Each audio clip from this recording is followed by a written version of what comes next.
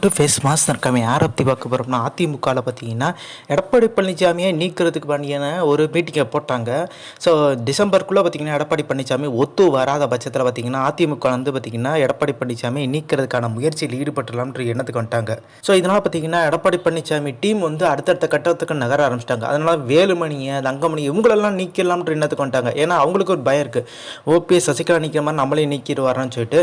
ஏன்னா அவர்கிட்ட தான் கட்சி சின்னம்லாம் இருக்கால, எடப்பாடி பழனிசாமி எந்த எக்ஸ்ட்ரீமான போவார் அப்படின்ற ஒரு எண்ணத்துக்கு எல்லாருமே வந்துட்டாங்க. ஆனால் இப்போ ரீசெண்டாக பார்த்தீங்கன்னா நம்மளுக்கு தெரியும், கோவையில் ஈசா மையத்தில் வந்து ஜேபி நட்டா வந்திருக்காரு. ஜேபி நட்டா பார்த்தீங்கன்னா இந்த அரசியல் ஆலோசனை பற்றி பேசியிருக்காரு. அப்போ வந்து வேலுமணியும் கூட தான் சொல்கிறாங்க. வேலுமணி பார்த்தீங்கன்னா ஒரு 40 எம்எல்ஏக்களை கூட்டிகிட்டு வந்து ஏக்நாத் சிண்டியா மாறிடுங்க, இப்படியே போயிட்டு இருந்துச்சுன்னா கண்டிப்பாக வந்து கூட்டணியெல்லாம் அமையாது, கடைசி வரைக்கும் பாஜக பார்த்தீங்கன்னா நோட்டா கட்சி தான் இருக்குன்ற மாதிரி பார்த்தீங்கன்னா டிஸ்கஸ் பண்ணியிருக்காங்க. 66 எம்எல்ஏக்களை பார்த்தீங்கன்னா ஒரு 40 எம்எல்ஏக்களை பார்த்தீங்கன்னா கூட்டிகிட்டு வாங்கன்ற ஒரு இன்ஃபர்மேஷன் கொடுத்ததா சொல்கிறாங்க மீட்டிங்கில். அதே மாதிரி ஒரு பக்கம் சசிகலாவும் பார்த்தீங்கன்னா முயற்சி பண்ணிட்டு வராங்க. பொதுக்குழு நடத்துறதுக்கு பார்த்தீங்கன்னா ஸ்வீட் பாக்ஸை ஃபுல்லாமே கையில் எடுத்துட்டாங்க. ஏற்கனவே பார்த்தீங்கன்னா அவங்ககிட்ட இருந்த நிறைய ப்ராப்பர்ட்டிகளை விற்று பார்த்தீங்கன்னா லிக்விட் கேஷாக மாற்றிட்டாங்கன்ற ஒரு பரவலான விஷயம் இருந்துச்சு. திவாகரை வச்சு பேசி பார்த்தாங்க, பெரிய லெவலில் எடுபடல.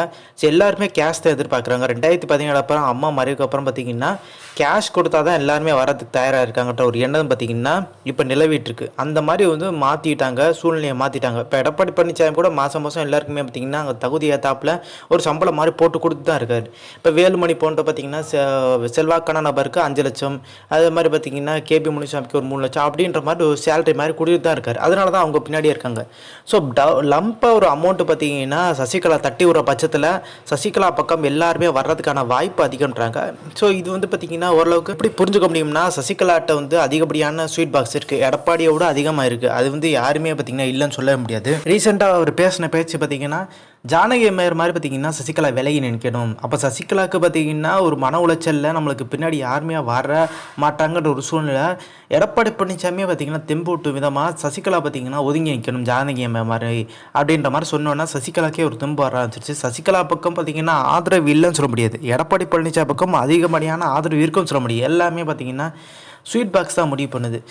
ஓபிஎஸும் பேசாமல் அமைதியாகவே இருக்கார். பொதுக்குழு வழக்கு ஏதாச்சும் பார்த்தீங்கன்னா மாற்றம் நிகழுமான்ற மாதிரி எடப்பாடி பழனிசாமியை நீக்கிறதுக்கு பார்த்தீங்கன்னா சசிகலா, ஓபிஎஸ், அதே மாதிரி பார்த்தீங்கன்னா வேலுமணி 3 பேரும் பார்த்தீங்கன்னா டிஸ்கஸ் பண்ண ஆரம்பிச்சிட்டாங்க கிட்டத்தட்ட.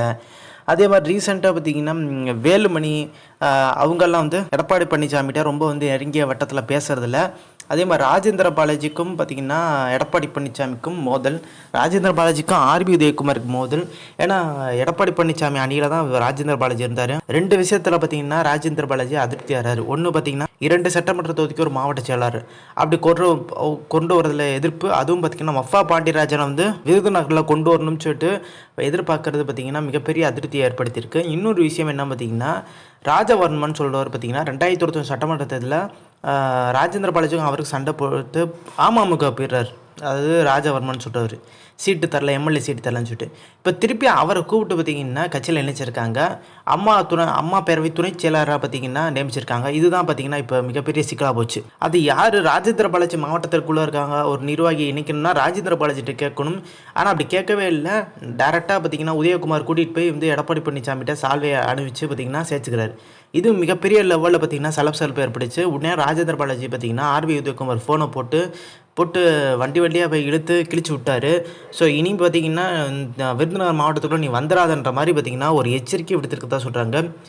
ராஜவர்மன் பார்த்தீங்கன்னா இணைஞ்சிட்டார் கட்சிக்குள்ளே, அதனால் போஸ்ட் அடித்து ஒட்டியிருக்காரு எடப்பாடி பழனிசாமி வாழ்கன்னு சொல்லிட்டு. நைட்டாக எல்லா போஸ்ட்டையும் கிழிச்சு விட்டாங்க ராஜேந்திர பாலாஜி டீம். ஸோ இது வந்து பார்த்திங்கன்னா மிகப்பெரிய சலசலப்பை ஏற்படுச்சு. ராஜேந்திர பாலாஜி பார்த்தீங்கன்னா விருதுநகர் தன்னோட கண்ட்ரோலில் வச்சுருக்காரு.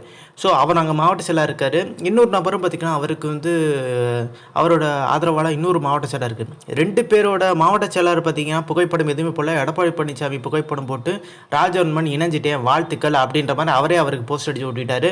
அதே மாதிரி பார்த்திங்கன்னா எடப்பாடி பழனிசாமி புகழ்ந்து ஒரு போஸ்ட்ரு. ஸோ இதெல்லாம் நைட்டோட கிழிச்சனால பார்த்திங்கன்னா விருதுநகரில் ஒரு லைட்டாக சலசலப்பு இருப்புச்சு. ஏன்னா விருதுநகரில் பார்த்தீங்கன்னா நம்மளுக்கு தெரியும் எம்பி எலெக்ஷனில் அதிக வாக்கு வாங்குச்சு. தேமுதிக பார்த்தீங்கன்னா கேப்டன் மகன் தான் நின்றுருந்தார், விஜய் பிரபாகரன். ஸோ அப்படி இருந்தும் பார்த்திங்கன்னா ஒரு நூல் அளவு தான் தோத்தார்.